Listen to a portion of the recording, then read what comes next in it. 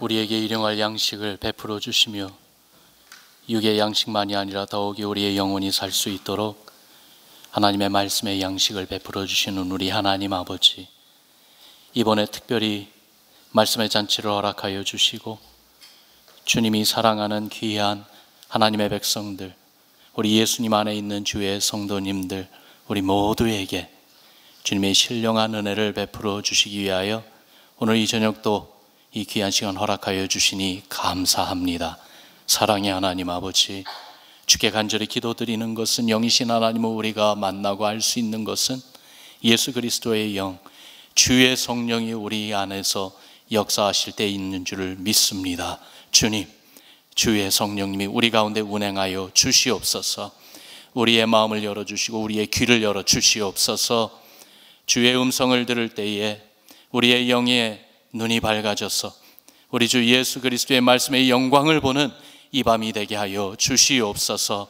사랑의 하나님 아버지, 정말 예수님을 더욱더 간절히 사모합니다. 더욱더 예수님으로만 충만하기를 기도합니다. 우리 주여, 간절히 기도하오니 우리 가운데 좌정하여 주시고 주님 말씀하시옵소서. 우리가 듣겠나이다. 말씀 따라 순종하겠나이다. 오늘 이 밤 주님께 온전히 맡겨오며 우리 주님 예수 그리스도의 이름으로 감사하며 간절히 기도드리옵나이다. 아멘. 장리 기념 부흥회로 여러분들이 시간마다 말씀의 은혜를 사모하며 이렇게 참여하고 계십니다. 참 은혜를 사모하는 여러분들 못지않게 저도 이번 은혜샘물교회 초청해 주셔서 우리 박은조 목사님 그리고 또한 목사님들과 교제 나누며 하나님이 우리 은혜선물교회를 통하여 어떤 일을 하고 계신지 직접 눈으로 보고 있습니다. 그리고 귀로 듣고 있습니다. 그러며 많은 격려와 그리고 도전을 받고 있습니다.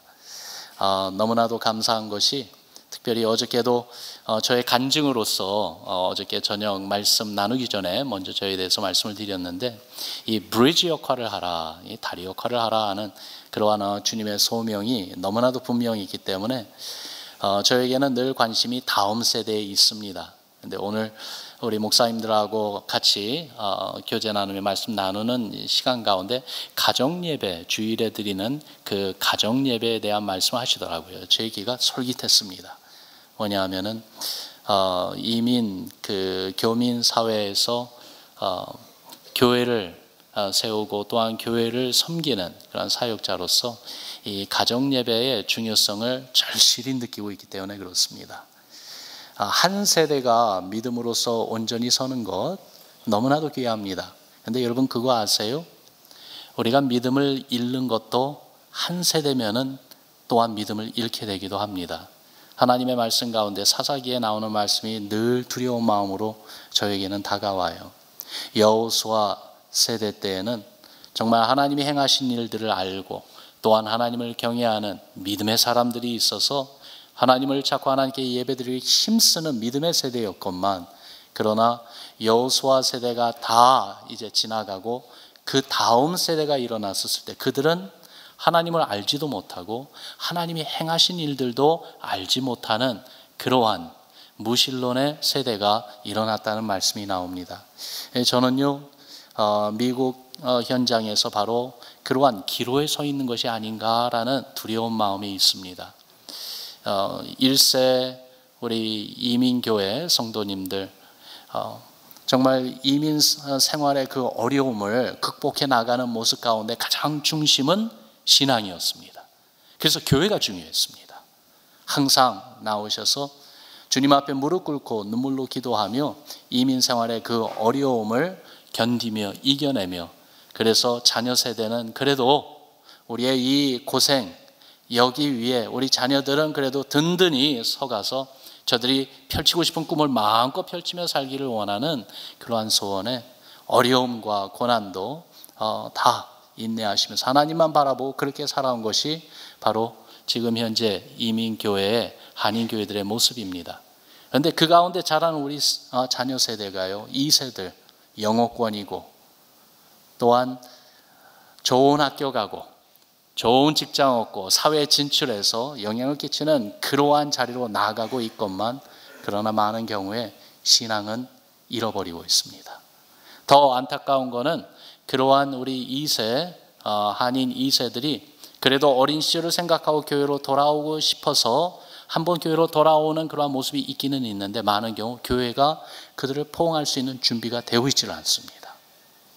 그래서 정말 두렵고 떨리는 마음으로 저도 저희 교회에서 지금 현재 기도하면서 구상하고 있는 것이 가정예배예요. 어떻게 하면 우리 부모님의 신앙을 다음 세대에 전수해 줄 수 있을까?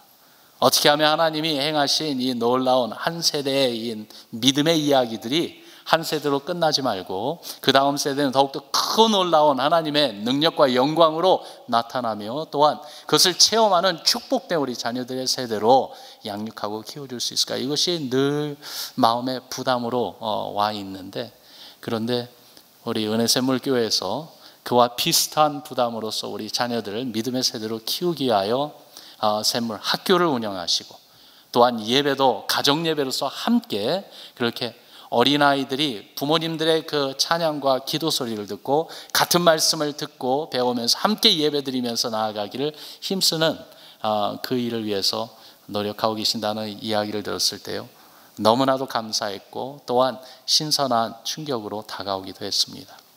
사랑하는 성도 여러분, 정말 우리의 이 믿음이 우리의 이 세대 한 세대로만 그치는 믿음이 아니라 정말 주님 오시는 그날까지 우리의 후손들에게 계속 이어지고 또한 주님의 재림하시는 날이 다가올수록에 더욱더 크고 놀라운, 오늘 우리가 이제 보고자 하는 말씀의 제목처럼 도무지 보지 못한 놀라운 일들을 더욱더 체험하게 되는 하나님의 은혜가 우리 은혜샘물교회에 새롭게 부어지기를 주님의 이름으로 축원합니다. 그런 면에서 우리 오늘 저녁에 함께 말씀을 사모하며 나온 우리 성도님들 옆에 그리고 앞뒤에 계신 분들하고 한번 인사 나눕시다. 예수님 안에 계십니다 하시면서 서로에게 인사 나누시기 바랍니다. 예수님 안에 계십니다. 예수님 안에 계십니다. 마가복음 2장 1절에서 12절에 있는 말씀을 본문으로 택했습니다. 우리 같이 마가복음 2장, 우리가 잘 아는 말씀이에요. 많은 경우에 이렇게 하나님의 말씀을 들을 때에 새로운 말씀, 못 들어보던 말씀이 아니라 사실 하나님의 말씀은 우리가 익히 아는 말씀입니다. 그런데도 다시 들어야 되고 이 말씀을 머리로만 아는 것이 아니라 이 말씀 가운데 있는 하나님의 마음과 하나님의 뜻을 알아서 이 말씀을 어떻게 살아가야 될지 그것을 생각하며 말씀과 씨름해야 되는 우리인데, 오늘 우리가 잘 아는 이 말씀 같이 한 목소리로 함께 낭독하겠습니다. 1절부터 함께 낭독합니다. 시작. 수일 후에 예수께서 다시 가버나움에 들어가시니 집에 계시다는 소문이 들린지라 많은 사람이 모여서 문 앞에까지도 들어설 자리가 없게 되었는데 예수께서 그들에게 도를 말씀하시더니 사람들이 한 중풍병자를 4사람에게 메어 가지고 예수께로 올세 무리들 때문에 예수께 데려갈 수 없으므로 그 계신 곳에 지붕을 뜯어 구멍을 내고 중풍병자가 누운 상을 달아내리니 예수께서 그들의 믿음을 보시고 중풍병자에게 이르시되 작은 자야 네 죄 사함을 받았느니라 하시니 어떤 서기관들이 거기 앉아서 마음에 생각하기를 이 사람이 어찌 이렇게 말하는가 신성 모독이로다 오직 하나님 한 분 외에는 누가 능히 죄를 사하겠느냐. 그들이 속으로 이렇게 생각하는 줄을 예수께서 곧 중심에 아시고 이르시되 어찌하여 이것을 마음에 생각하느냐. 중풍병자에게 내 죄 사함을 받았느니라 하는 말과 일어나 내 상을 가지고 걸어가라 하는 말 중에서 어느 것이 쉽겠느냐. 그러나 인자가 땅에서 죄를 사하는 권세가 있는 줄을 너희로 알게 하려 하노라 하시고 중풍병자에게 말씀하시되 내가 네게 이르노니 일어나 내 상을 가지고 집으로 가라 하시니 그가 일어나 곧 상을 가지고 모든 사람 앞에서 나가거늘 그들이 다 놀라 하나님께 영광을 돌리며 이르되 우리가 이런 일을 도무지 보지 못하였다 하더라. 아멘. 존 할퍼이란 이름을 가진 목사님이 계십니다. 그분은 20세기 초에 사시며 목회하셨던 귀한 목사님이신데요. 그 20세기 초 세계 최대 여객선 타이타닉호 여러분들 들어보셨죠? 1912년 4월 영국을 떠나서 미국으로 향한 첫 항해 때에 이 타이타닉은 그 빙산과 충돌해서 침몰했습니다. 호화찬란하고 절대로 이러한 배가 가라앉을 수 없다고 장담했던 이 배였건만 첫 번째 항해에서 이러한 엄청난 사고를 당하고 침몰했죠. 2200명이나 되는 승객 가운데 1500명 이상이 사망한 그 당시 가장 큰 해난 사고였습니다. 사망자 가운데 바로 이 존 할퍼 목사님이 있습니다. 그런데 이 존 할퍼 목사님은요, 그의 죽음을 통해서 더욱더 그리스도의 영광을 드러낸 분이 되셨습니다. 14살에 주님을 영접했던 존 할퍼, 신앙이 얼마나 뜨거웠는지요. 18살부터 설교자로 복음을 전하기 시작하고요, 목회자가 된 분이었어요. 결혼을 하고 한 딸을 가졌습니다. 그런데 아내를 일찍 잃었습니다. 목회를 하며 어린 딸을 혼자 키우는 그런 목사님, 이 목사님께서 1912년 미국을 향하다 사고를 당한 이 타이타닉호에 있었는데 어린 딸도 거기에 함께 타고 있었습니다. 기록에 의하면요, 배가 곧 침몰될 것이라는 것을 안 할퍼 목사님이요, 그 딸을 라이프보트 구명정에 바로 태웠습니다. 그리고는 몸을 굽혀 딸에게 키스해 주면서 아이에게 이렇게 말해줬어요. 괜찮아, 걱정하지 마라. 이제 곧 다시 아빠와 만날 거야. 안심하는 그러한 말을 해주고 나서 목사님은 돌아서서 살아남으려고 애쓰는 사람들이 있는 곳으로 향했습니다. 한 사람이라도 더욱더, 특별히 여인들과 또한 어린아이들을 한 명이라도 더욱더 구명정에 태우는 일을 돕기 위해서 그래 돌아선 것이죠.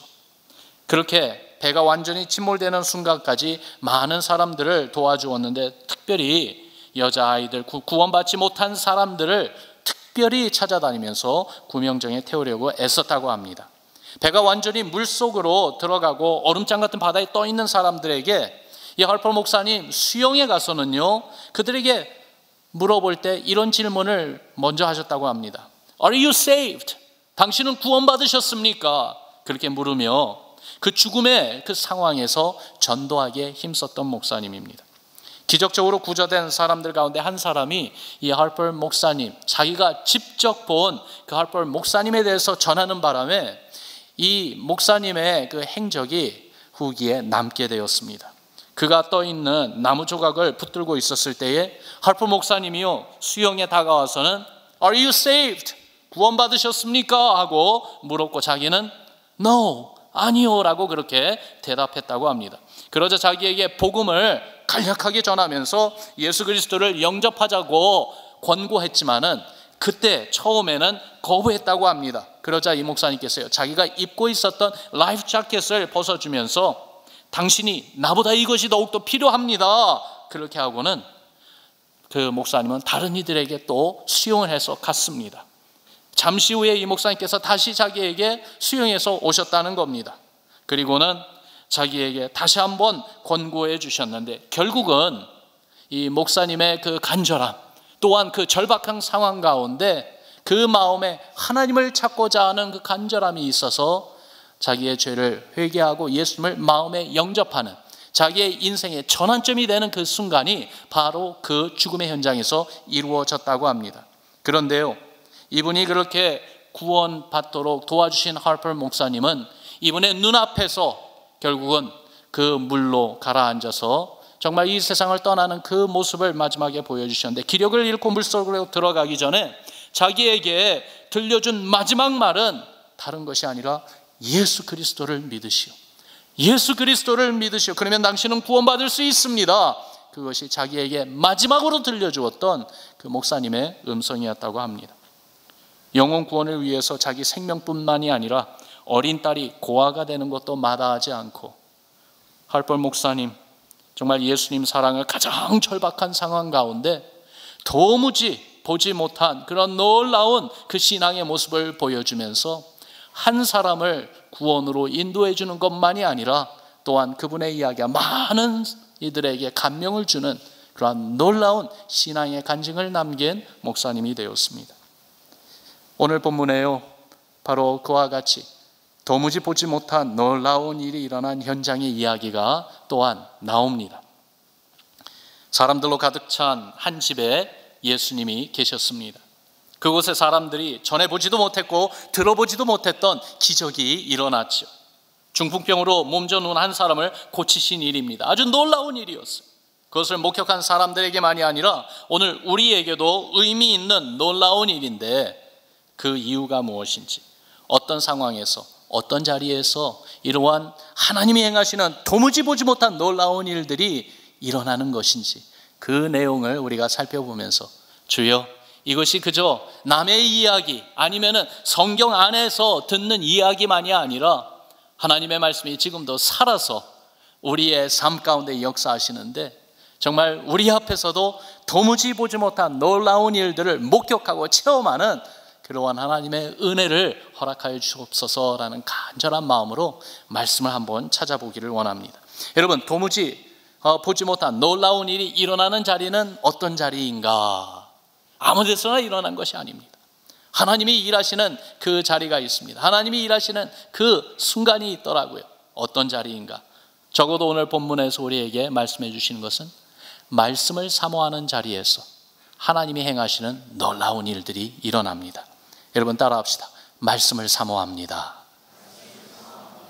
1절과 2절에 거기 보면 이렇게 말씀하고 있죠. 우리 같이 1절 2절 말씀 다시 한번 같이 읽습니다. 시작. 수일 후에 예수께서 다시 가버나움에 들어가시니 집에 계시다는 소문이 들린지라 많은 사람이 모여서 문 앞까지도 들어설 자리가 없게 되었는데 예수께서 그들에게 도를 말씀하시더니. 아멘.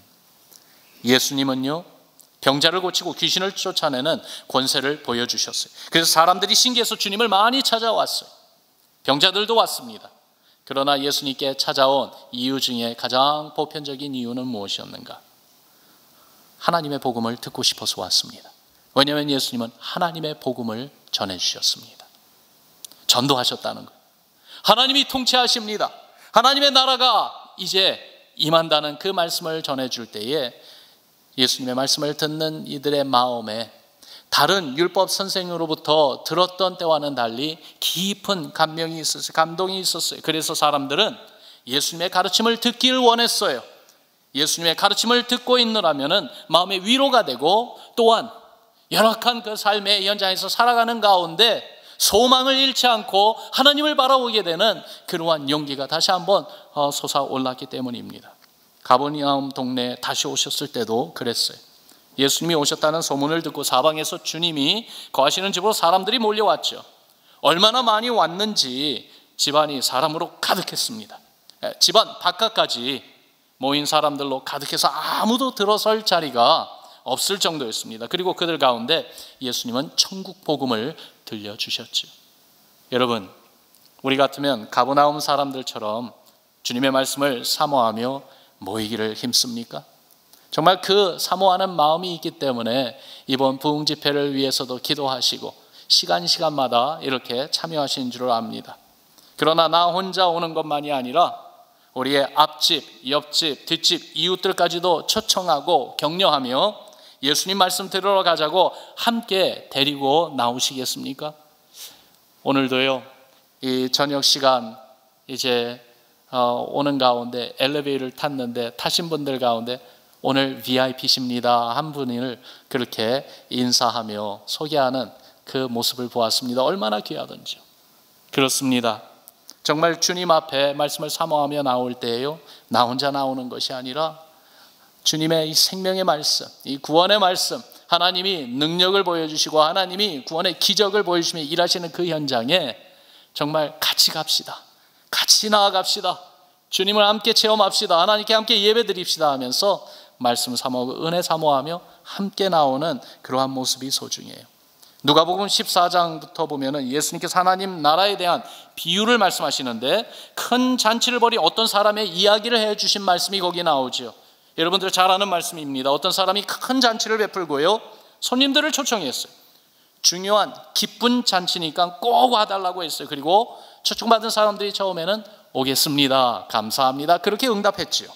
잔칫날이 되어서 이제 오세요 라고 종들을 보내 알렸는데 초청받았던 사람들 가운데 이런저런 이유를 대면서 못 가게 되었다는 회신을 보냈습니다.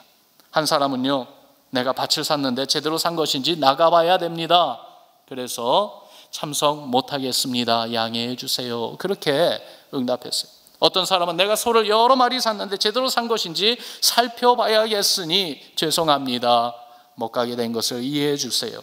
또 한 사람은요, 내가 결혼해서 새 가정을 이루었는데 그래서 제가 참석 못하겠습니다 라고 그렇게 소식을 전해줬습니다. 여러분, 이 소식을 들은 주인이 마음이 심히 노했다고 했습니다. 그래서 자기 종들을 불러서 어서 시내 거리 골목으로 가서 가난한 자들, 몸 불편한 자들, 맹인들과 저는 자들을 데려오라. 종들은 지시받은 대로 나아가서 잔치집 자리에 정말 그 자리를 채우려고 많은 사람들을 초청해서 데리고 왔습니다. 그랬는데도 자리가 아직 남아있는 것을 알았을 때에 주인은 종들을 다시 한번 불렀지요. 동네 바깥으로까지 가서 사람들을 강권하여, 성경 말씀에 보면 그렇게 나와 있어요. 사람들을 강권하여 데려다가 내 집을 채우라. 여러분, 이 말씀에 우리 하나님의 마음이 나와 있어요. 이 말씀에 이 비유를 말씀해 주신 예수님의 간절한 소원이 나와 있어요. 내 집을 채우라. 주님의 소원이 하나님 나라 잔치를 베풀었어요. 말씀의 잔치예요. 그런데 초청되었던 사람들이 이런저런 핑계대면서 안 올 때에 주님이 좋아하지 않으십니다. 기쁨의 잔치에 초청된 사람은 다 와야 됩니다. 잔치 자리를 채워줘야지만이 됩니다. 사랑하는 성도 여러분, 우리 은혜 샘물교회는 말씀의 잔치가 계속해서 이루어지는 하나님의 교회인 줄로 믿습니다. 주일마다, 그리고 또한 함께 모이셔서 하나님께 예배드리고 찬양과 경배만이 아니라 이 강단에서 선포되는 주의 말씀에 경청하며 정말 주님의 음성을 듣고자 사모하는 마음으로 모인 그 시간들마다 잔치 시간이고, 또한 하나님의 놀라운 말씀의 은혜와 역사가 나타나는 축복의 시간인 줄로 믿습니다. 내 집을 채우라는 이 주님의 말씀, 우리가 마음에 새깁시다.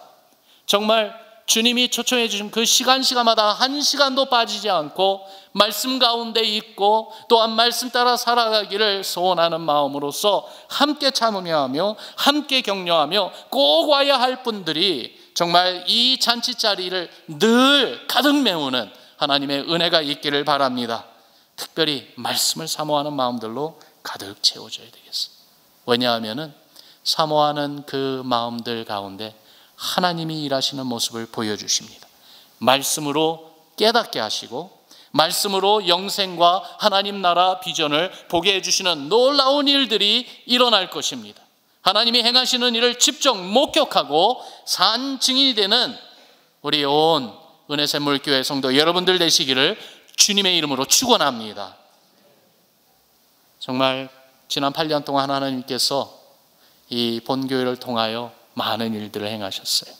이 지역사회에 건강한 교회로서 예수 그리스도의 진리의 등대 역할을 하면서 이 영적으로 어두운 사회에 하나님의 소망의 빛을 비춰주고 또한 진리의 말씀을 들려주면서 구원으로 초청하시는 그 주님의 음성의 대변자가 되어주신 귀한 하나님의 교회 여러분들이십니다.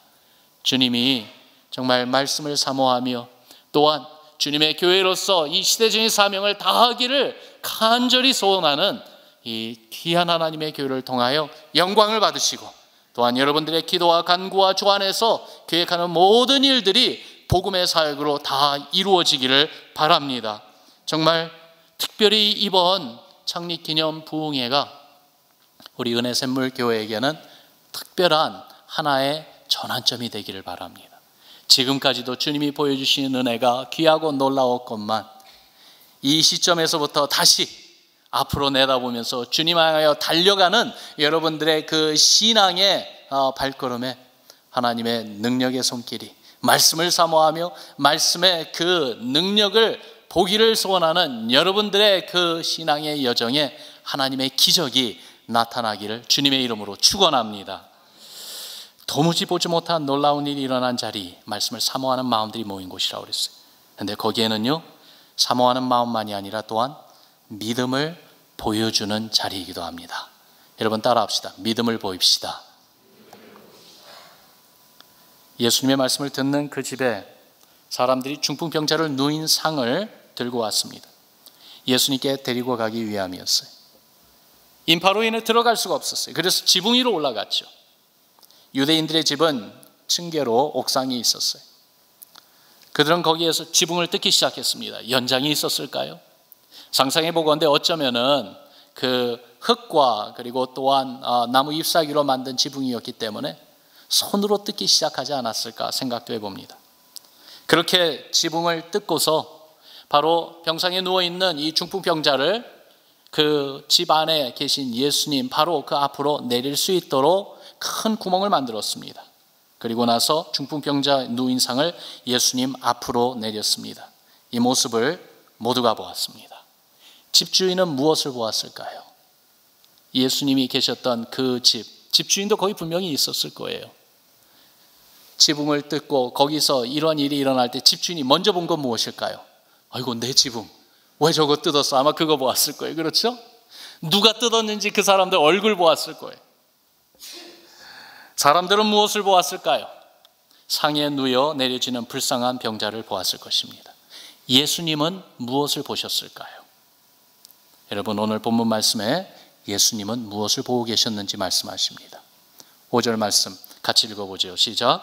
예수께서 그들의 믿음을 보시고 중풍병자에게 이르되 작은 자야 내 죄 사함을 받았느니라 하시니. 여러분, 주님이 보신 것이 무엇이에요? 그들의 믿음이었어요. 중풍병자를 보신 것이 아니라 주님의 초점은, 주님의 눈길은 어디에 머물고 계셨어요? 바로 자기의 친구, 중풍병으로 움직이지 못하는 그 불쌍한 친구를 조심조심히 균형을 맞춰서 내리고 있는 그 친구들의 믿음을 보셨습니다. 한 사람을 살리기 위해 어떤 난관도 이겨내며 유일한 구원자 되신 예수님께 데리고 나오는 그들의 믿음을 예수님이 보고 계셨다는 것입니다. 왜냐하면 그들 마음에 오직 예수님밖에는 우리를 구원할 분이 없다는 이 확신, 열정, 결단이 있었기 때문에 그렇습니다. 친구를 데리고 예수님께로 데리고 가면은 예수님이 분명히 고쳐주실 거예요. 이 확신 가지고 왔어요. 그러나 예수님 앞으로 데리고 갈 수가 없었어요. 다음에 와볼까? 오늘은 힘들겠어. 그렇게 쉽게 포기하지 않았던 것입니다. 지붕 위로 올라가 보자. 어떻게든지 예수님께 우리 친구를 데리고 가야 돼. 자신들이 할 수 있는 최선을 다한 것입니다. 그러한 주님을 향한 강한 믿음, 확신, 결단, 주님이 그것을 보셨다는 것입니다. 믿음은요, 우리로 낙심하고 좌절하도록 내버려 두지 않습니다. 믿음은 우리로 움직이게 합니다. 일하게 합니다. 믿음인 대상인 예수님께로 한 걸음 한 걸음 나아가도록 더욱더 우리에게 용기를 주고 또한 우리로 하여금 주님을 향하여 움직여 나아가게 만드는 것이 살아있는 참된 믿음인 줄로 압니다. 데살로니가전서 1장 3절에 보니까 너희의 믿음의 역사와 사랑의 수고와 우리 주 예수 그리스도에 대한 소망의 인내를 우리 하나님 아버지 앞에서 끊임없이 기억한다라는 바울의 이야기가 나와 있어요. 여러분, 데살로니가 교회 개척되고 시작된 지 얼마 되지 않았던 교회예요. 그러나 처음부터 박해가 심하게 일어났어요. 정말 이 어린 성도들을 돌봐줄 수 있는 바울 아니면 목회자가 그들에게 오랫동안 같이 있지 못하고 바울도 그들의 곁을 떠나야 되는 그런 실정이었어요. 바울의 마음에 걱정이 생겼어요. 그들이 정말 받은 복음을 끝까지 지니고 있는가. 그래서 사람을 보내서 알아본 결과 너무나도 기쁜 소식을 들었던 거예요. 믿음을 지키고 있었어요. 그래서 이러한 데살로니가 교회 성도들을 격려하며 용기를 더욱더 북돋아주기 위해서 쓴 편지가 바로 데살로니가 전서 아닙니까? 거기에 분명히 말했어요. 너희의 믿음의 역사라. 믿음이 일하고 있다는 거예요. 믿음은 가만히 고여있는 물이 아닙니다. 믿음은 흘러가는 물입니다. 움직이는 물입니다. 생명을 주고 엄청난 능력을 보여줍니다. 너희의 믿음의 역사, 영어로 보니까 Your work produced by faith. 그래서 믿음이 있는 자는 그 믿음을 가지고 일한다는 겁니다. 믿음에는 이러한 증거가 따르는 것이에요. 어떠한 일이요? 주님께 다가가는 일입니다. 때로는 이것을 막는 방해물이 많이 있습니다. 바쁜 스케줄이요, 사람들의 요구요, 세상의 유혹이요, 심지어 내 개인적인 계획 등, 그러나 이것들보다 우리의 구원 되신 주님께 내가 가까이 다가가고 다른 이들을 가까이 데려가주는 주님께로 다른 이들을 더욱더 가까이 데려가주는 그 일이 더 중요한 것입니다. 침몰하는 그 타이타닉호에서 많은 이들 구원을 위해 힘쓴 그 존 하퍼 목사님의 믿음처럼 말이죠. 여러분, 오늘 이 순간에 우리의 믿음을 한번 돌아봅시다. 믿음의 역사가 있습니까? 우리의 믿음은 그저 나 한 사람, 나 한 영혼, 나의 이 구원만으로 만족하고 그냥 거기에 안주하는 그런 믿음입니까? 아니면은 주님이 주신 이 믿음이 살아서 내 삶을 지금 움직이고 있습니까? 심지어 스스로 주님 앞에 나아갈 수 없는 불쌍한 영혼을 주님께 데려가는 그러한 믿음으로 나아가고 있습니까? 그들의 믿음이라고 했습니다. 여기에서 그들의 믿음, 이 앞에 나오는 동일한 믿음을 가진 자들의 이 모습이 또한 귀한 것 같아요. 한 사람의 믿음이 아니라 내 친구들의 이 믿음, 함께 협력하고 함께 동참하는 이 믿음의 모습이 귀합니다. 은혜샘물교회 우리 온 식구들의 믿음이 정말 주님을 바라보는 하나된 모습으로 함께 일함으로써 정말 여러분들의 믿음을 통하여 하나님의 놀라운 구원의 기적의 역사가 일어나기를 주의 이름으로 축원합니다. 주님은 지금도 보고 계십니다. 주님의 눈길이 머무는 곳 어디입니까? 그들의 믿음을 보시고 우리 은혜샘물교회 온 성도 여러분들, 예수님 안에 있는 여러분들의 믿음을 보시고 주님이 일하시기 시작하는 축복이 있기를 주의 이름으로 축원합니다. 말로만의 믿음은 절대로 아닙니다. 형식적인 믿음 아닙니다. 나 한 사람의 그 신앙도 제대로 받쳐주지 못하는 그런 믿음이 아닙니다. 어떤 장애물도 어떤 막힌 벽이 있더라도 그것을 뚫고 break through 하고 주님께 나아가는 힘 있고 열정 있고 determination, 투지가 분명히 보이는 우리의 믿음 되기를 바랍니다. 정말 이 시대에 그러한 믿음의 교회가 필요합니다. 이 시대에 그러한 믿음의 사람들의 연합과 협력과 동역이 필요해요. 최근에 독일을 방문할 수 있는 기회가 되었어요. 독일에서 그 난민 사역을 하는 선교사님의 소식을 듣고 있었고 또한 그 사역의 현장을 꼭 가보고 싶은 마음으로서 방문했었습니다. 그런데 거기에서 선교사님 그 2유닛, 그러니까 두 가정이죠. 네 분의 선교사님과 함께 일하는 네 분의 그 난민 사역자들을 만났습니다. 다 남자들이었는데 너무나도 귀한 분들이었어요. 그분들이 예수님을 만난 지는 이제 1년 반, 아무리 오래돼야 이제 2년밖에 되지 않은 신앙의 연륜으로 보면은 너무나도 어린 그러한 분들이었건만 그러나 그리스도의 용사들이었습니다. 무슬림이었던 분들이 독일까지 와서 처음 복음을 듣게 됐고 복음을 듣는 가운데 예수님을 믿게 된 사람들이었었어요. 한 분 한 분의 간증이 너무나도 귀했는데 그 가운데 한 분의 이야기를 들으며 깜짝 놀랐습니다. 선교사님이 말씀하시더라고요. 그분은 독일에 올 때는 난민으로서 정말 자유와 그리고 좀 더 나은 삶을 바라면서 새로운 기회를 찾아온 그런 의도로 온 사람이 아니라 다른 의도로 왔던 사람이라고 이야기를 하시더라고요. 어떤 의도인가? 아이시스 멤버래요. 그러니까 다른 생각을 가지고 다른 의도로 왔던 사람인데 어쩌다가 복음을 접하게 되고 그 가운데 주님의 강력한 역사로 예수님을 인격적으로 만난 거예요.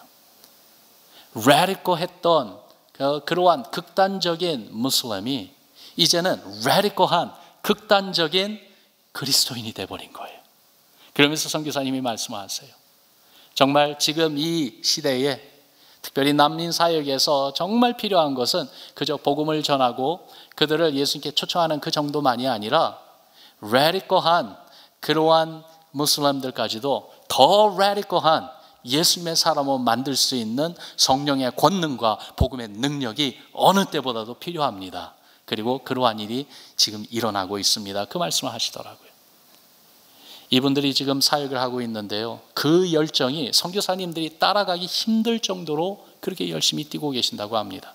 각자 개인 투쟁이 아니고 네 사람이 함께 기도하고 함께 플랜하고 선교사님이 지휘하는 사역이 아니라 이 네 현지 사역자들이 함께 일하면서 선교사님들에게 요청하고 이렇게 합시다 제안하고 그러면서 움직이는데요, 얼마나 그 열정이 놀라운지, 그 믿음의 역사가 얼마나 뜨거운지 선교사님들이 감동과 더불어 따라가기에 참 힘들어하지만 너무나도 감사하고 기뻐한다는 그러한 이야기를 해주셨습니다.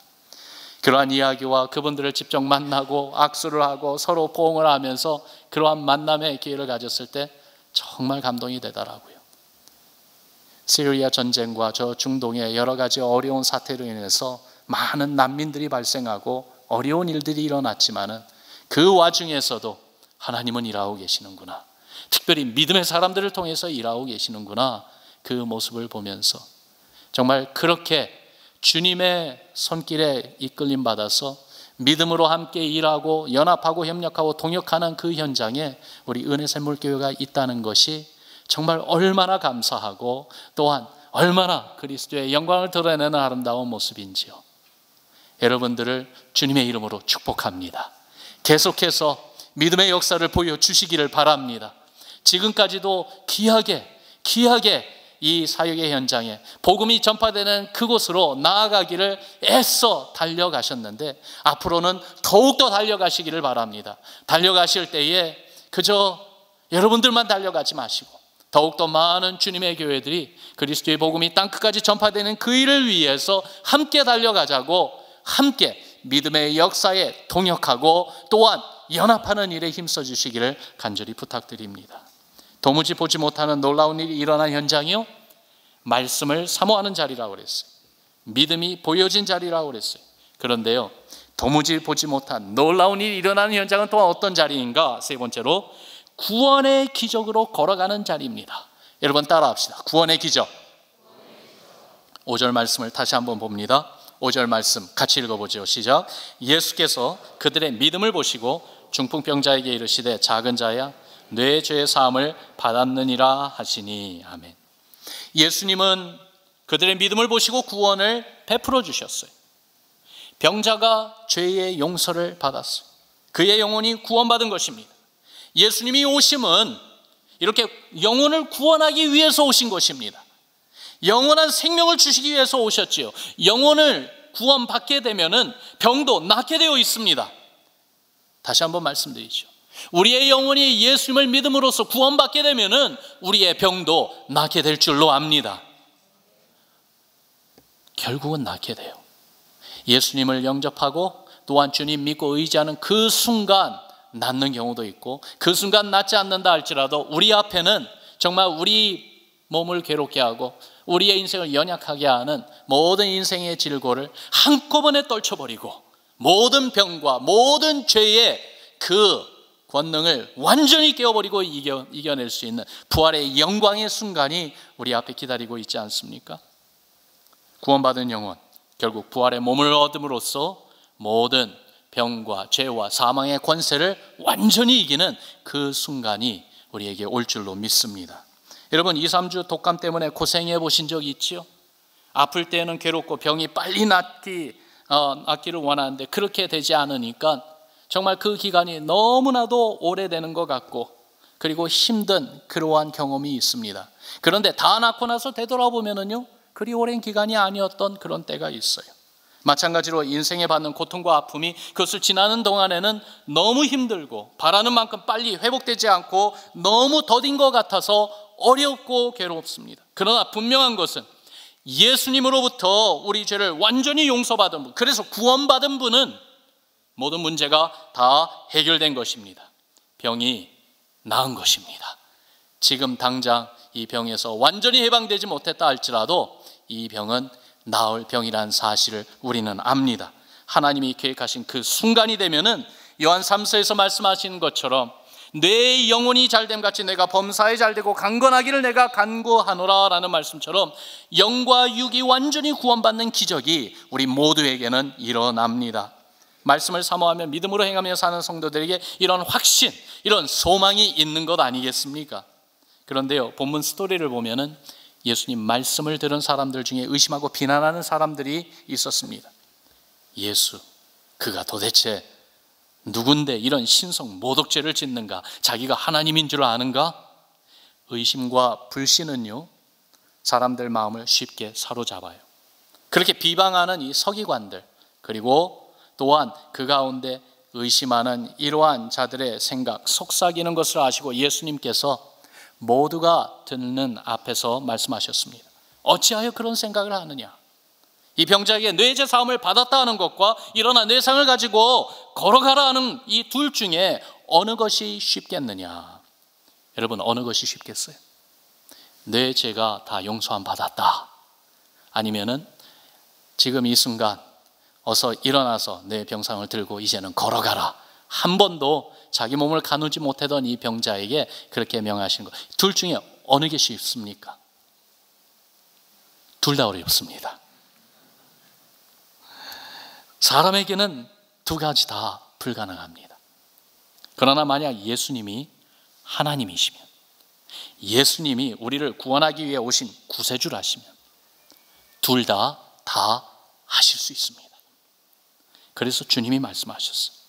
땅에서 죄를 사하는 권세가 내게 있는 것을 너희로 알게 하리라. 그러면서 중풍병자에게 말씀하셨어요. 일어나 뇌상을 가지고 집으로 가라. 그때 병자가 일어나 말씀하신 대로 주님 명하신 그대로 자기가 누웠던 그 상을 가지고 걸어갔습니다. 구원의 기적이 일어났습니다. 병만 나은 것이 아닙니다. 그의 영혼이 구원을 받았습니다. 그가 죄사함을 받은 것입니다. 확실한 증거로 나타났습니다. 정말로 가장 중요한 사건은 그 병자가 나았다는 것, 그가 구원을 받았다는 것, 그것도 중요하지만, 그러나 그거보다도 더욱더 중요한 사건이 바로 그가 일어나 걸어감으로써 모든 이들 보는 앞에서 지금 나타나고 있었습니다. 무엇이요? 구원의 기적을 행하신 예수님이 바로 참된 메시아, 구세주이시고 하나님이시라는 사실이 증명되는 사건이 일어나고 있었던 것입니다. 도무지 보지 못한 놀라운 일이 일어난 그 자리는요, 하나님의 은혜로 우리가 자유함을 얻고 우리가 나음을 잊고 우리가 하나님의 기적을 체험해서 너무나도 기쁘고 감격스러운 나에게 임한 하나님의 은혜만이 아니라, 그거보다도 더욱더 중요한 것은 바로 그 자리에 구세주이신 예수님이 함께 계셔 주신다는 확실한 증거인 줄을 믿습니다. 구원의 기적으로 일어나 걸어간 그 사람을 생각해 보며, 또한 그 기적을 목격한 모든 사람들을 생각해 보며 제 마음에 이런 소원이 생깁니다.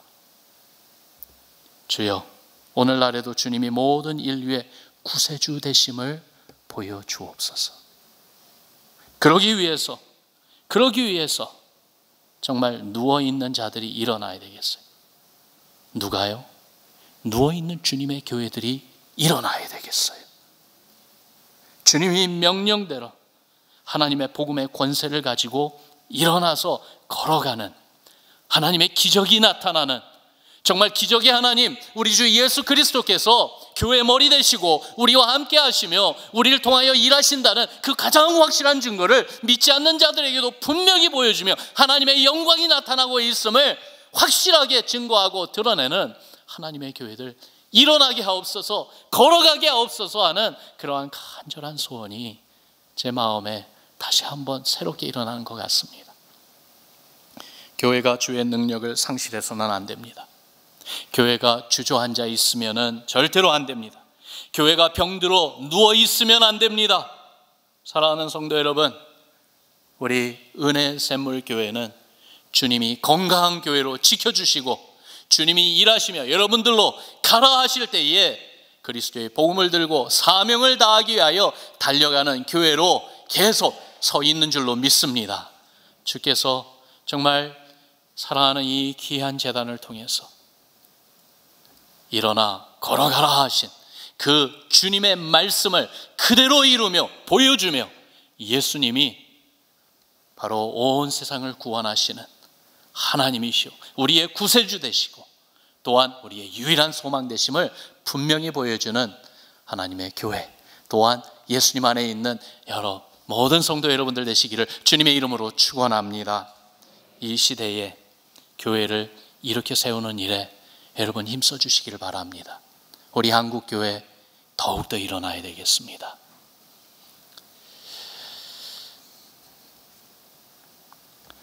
남북 정상회담이 있었고 북미 회담이 있었습니다.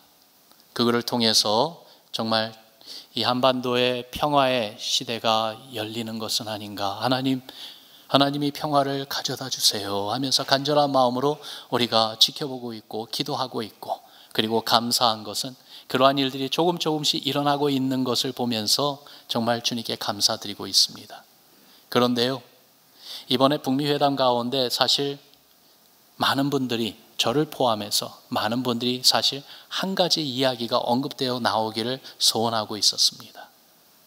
억압받고 어려운 가운데 있는 저 북녘 땅에 있는 많은 사람들, 인권에 대한 그 이슈들, 그 이야기도 나왔었으면. 그런데 그 이야기는 나오지 않았다고 하더라고요. 하나님이 원하시면 그것도 이루실 수 있으실 텐데 왜 안 하셨을까? 이러한 이야기를 나누는 가운데 제가 이런 말씀을 들었어요. 어느 분이 그런 말씀 하시더라고요. 혹시나 우리가 준비가 되지 않아서 그런 건 아닐까요? 우리가 준비가 되지 않아서 그런 건 아닐까요? 하나님은 준비되셨고 하나님은 일하시기를 원하시는데 하나님이 일하실 그 교회가 준비가 되어 있지 않아서 그런 건 아닐까요?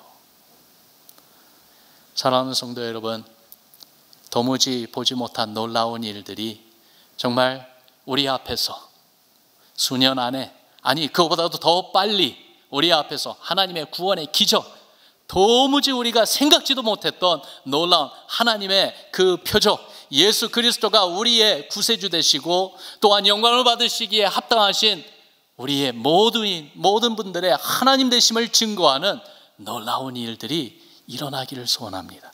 그걸 위해서 여러분 말씀을 사모하며 또한 믿음이 일하며 더욱이 나아가 하나님의 구원의 능력으로 일어나 걸어가는 교회를 보여주시기를 부탁드립니다.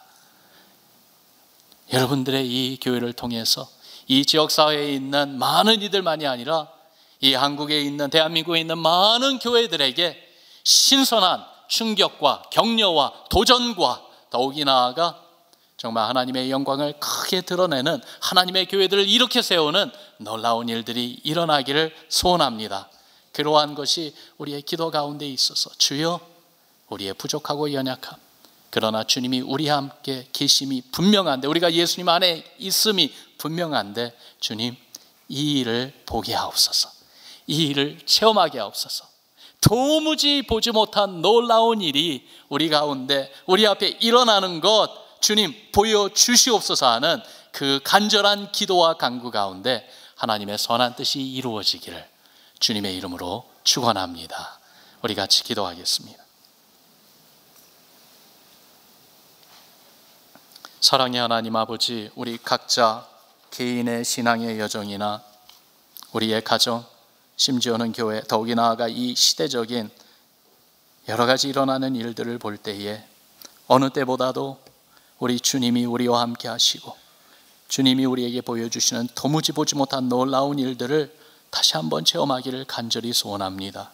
주님께 간절히 기도드리는 것은 2000년 전에 그 가버나움 그 집에서 놀라운 일을 행하셨던 주님은 우리 가운데 지금도 계신 줄을 믿사오니 그 주님을 알게 하시고 그 주님을 보게 하시고 그 주님을 이 시대 많은 이들에게 보여주고 증거하며 전하는 하나님의 교회 되게 하여 주시옵소서.